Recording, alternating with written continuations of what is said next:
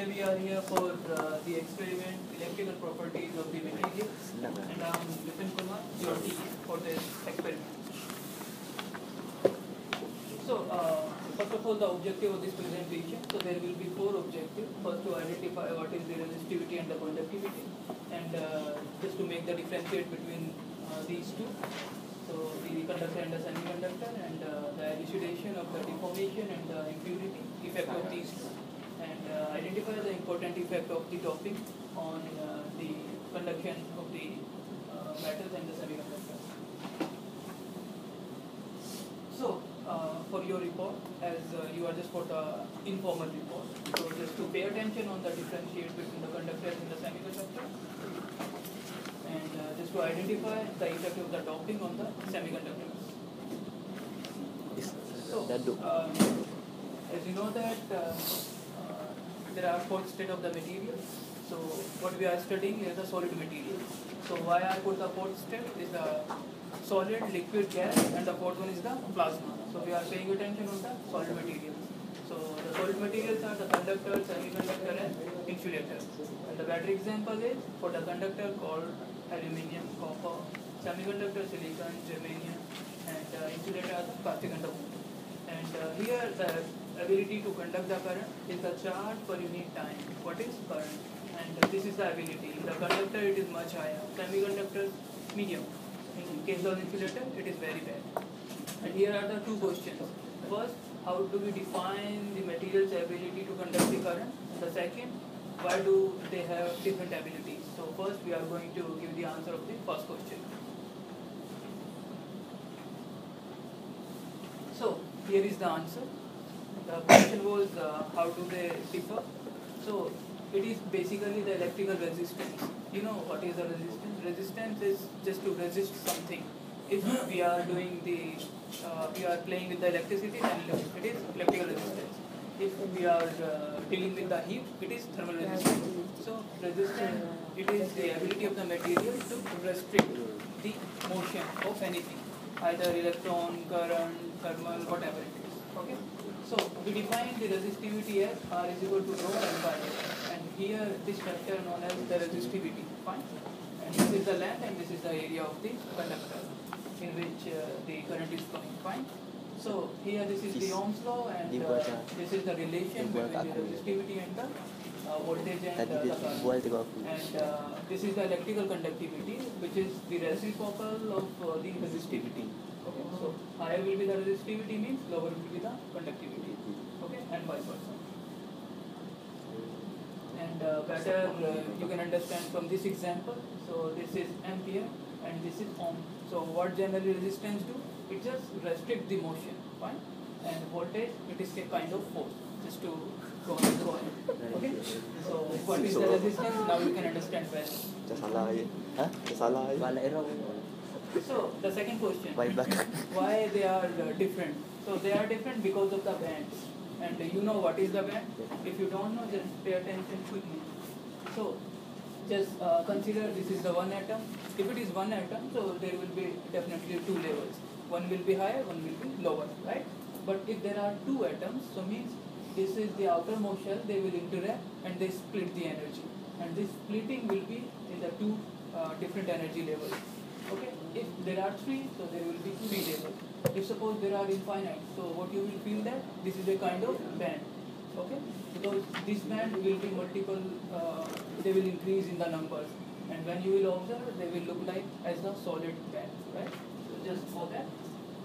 So these bands are what I have explained just now. So the red one known as the valence band, and the violet one is the conduction band. Fine. So in case of the metals, what happens? They overlap. In case of the semiconductors, there is a finite gap. But in case of the insulator, there is a huge gap. Okay? And this is the energy band, what I explained you in the next slide. And the lower energy level, what we call, is the valence band, and the upper energy level is the valence band. Okay? And the difference between these two is known as the band gap. And the level which defines the band gap known as the particle. You know that. So just have a quick look how kind of the band diagram can define the different materials.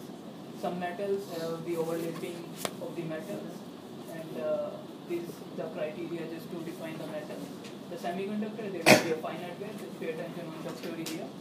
And the insulator, there will be huge gap, means electron cannot make a jump. Fine? Okay, so just quickly pay attention on the factors which can affect the conductivity, right? So the factor which can affect, this is the concentration of the charge carrier, this is the charge and this is the mobility. Okay, so just see here, the concentration can be affected by materials chemistry, electron band structure and the temperature. And the charge mobility can be affected, you know what is the charge mobility? It is the velocity which is gained by in the electric field, fine? So here the mobility can be affected by crystal defects, impurity, vacancies and dislocations and thermal vibration, and there will be other effects as well, what we are not considering over here.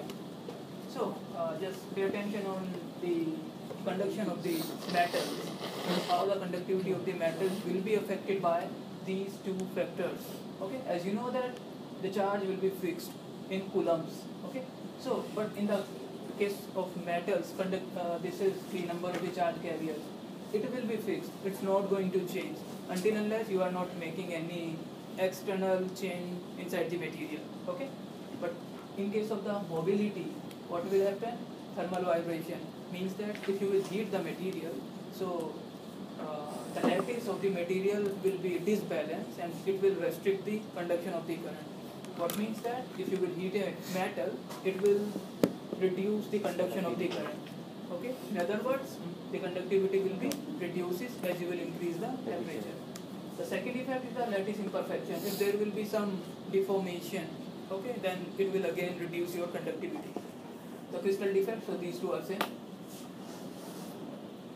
Okay, so semiconductor, what we are doing today here. So the semiconductor, first of all, the intrinsic semiconductor means there is no impurity at all. It is a pure semiconductor, although there is no so-called pure semiconductor, there will always be some impurity. So in case of the semiconductor, we define the conductivity using this formula. And here, what is the P and what is the N? You know. So N is the concentration of the electrons, and P is the concentration of the holes. So everyone knows what is the holes here. Okay, so if you don't know, so hole is just a kind of the vacancy. Okay, so means whenever a electron makes a jump and it will go to the conduction band, so it leaves a vacancy. And just for our simplification, we assume it this is the hole. Okay, and if electron has the negative charge, then hole has the positive charge, just to make a balance. Okay. Okay. Now the extrinsic semiconductor. So extrinsic semiconductor could be of the two types. One is the P type and other one is the N type. So when the material will be P type and N type, so if a material is N type, means that the material will be doped by 5 impurities, means the element which is in the 5 period, right? So in the 5 period elements are the nitrogen, phosphorus and antimony. Okay. So how a material becomes N type? You know well what is the N type, but sorry. Okay. So in case of the N type, what happens that if let us consider this is the 3p for the phosphorus, has the Z value 15. If you will draw the electronic configuration, it will be 3p5. Now just see the filling. How a material becomes N type. So first electron will come and occupy a state, second come, occupy a state, third come, occupy a state, fourth will make a pair, fifth. So, but there is no electron now. It means this electron is alone. So this electron will go and make a bond with the silicon. Okay. And as this is free, so means it will increase the concentration of the conduction band, and hence the Fermi level will go up. It will become N type. So in case of the N type, what will happen that the concentration of the electrons will be higher than holes. Okay, remember, because you are going to write in the informal report. In case of the P type, so just for example is the aluminium, boron, all the third group element. Okay, so in case of the aluminium, it is 13. So if you will see the electronic configuration, it will come 3p1, means there will be only one electron. Okay. Now this is only one electron, so the tendency will be like it has to be paired. Okay, so to make a pair, it will take one electron from the silicon, and hence, if it will take one electron from the silicon, so means it will leave a hole behind. Okay, so as the hole will be there, means the Fermi level will go down, and it will make the p-type semiconductor. So in case of the n-type, Fermi level will be near to the conduction band. In case of the p-type, Fermi level will be near to the valence band. Very simple.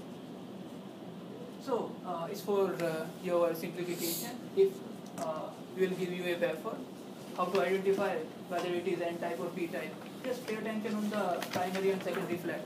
Okay, because in the unknown sample we are going to give you some silicon pieces, and you don't know whether it is n-type or p-type. Just see the process and identify it is n-type or p-type. Okay, but you don't know about what is the concentration of the impurity inside. You have to calculate it. Okay. So just to measure the resistivity and the conductivity, there are many other techniques, but here we are paying attention on the 4-probe method. So what is the 4-probe method? So these two probes we will provide some current, the outer probes, and we will measure the voltage between two inner probes. And in our case, we are using the tungsten carbide probes, having the radius around 1 mm, using spacing, it's also 1 mm. No. The diameter is around 40 micrometer, but the spacing is around 1 mm. Okay. So the formula here, I mean there are two formulas in your report, one for the thicker and one for the thinner. Okay. So just to clarify that, we are using 1 mm spacing. Okay, and the wafer thickness is around 0.5 mm. So the formula which you are going to use, either lesser or, I mean, it will be either higher or equal, but shouldn't be lesser. So just pay attention this formula you are going to use. It is very important for the calculation. Okay. So just to clarify what we are going to do. So we are using three kind of the metals: the commercial, pure iron, stainless steel, and solid steel. So these are the non-samples and these are the non-samples. So your task here is to get the information about these three unknown samples.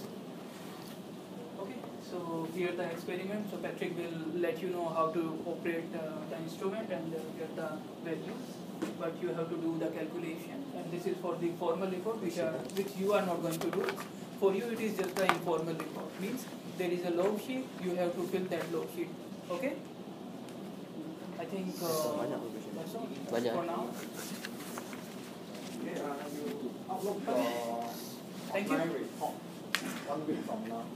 That means by next Thursday, 9:30 a.m. Got to upload. Yeah, for the informal report, you have to submit by the 1 week. 1 week, yeah. So the data, your log sheet, fill out the calculation and answer the questions behind. Okay? So you scan it and you upload to Okay. the venture. Okay, any questions? No. No, okay. So far, if you have any questions, just either email me or personally.